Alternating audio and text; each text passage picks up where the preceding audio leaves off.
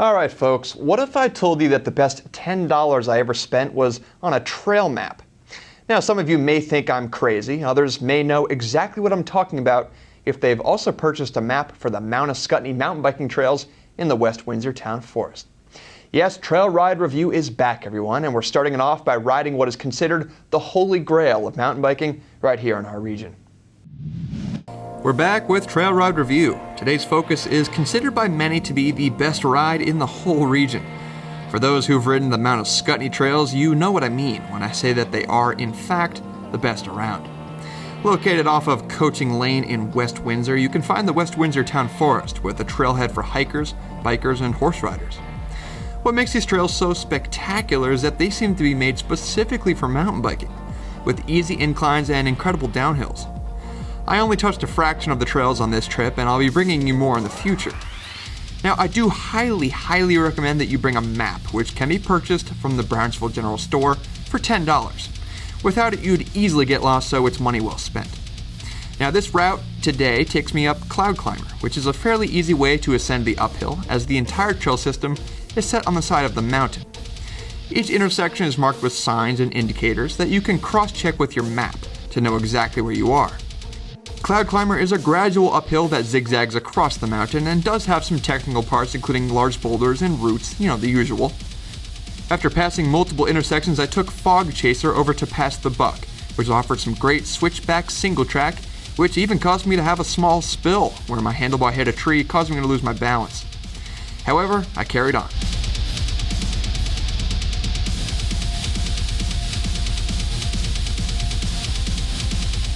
Further down, I found an old rock quarry, which, after mantling some rocks, led me to quite a gorgeous scene with a small waterfall.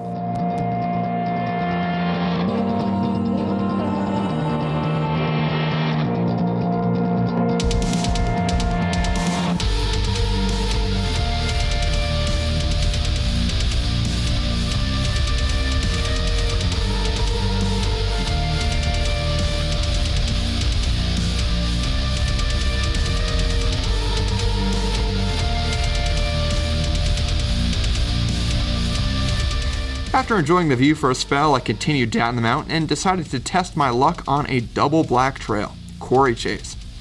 Now, this trail certainly required balance and dexterity, and even had a short bridge that takes you up and over a fallen log.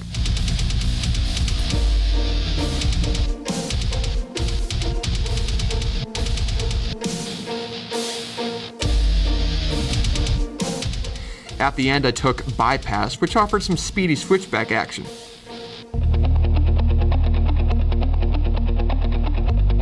At the bottom, I found myself in the mile-long field, which offered yet another gorgeous view. Following the trail along the field and into another clearing, I made my way back to the trailhead.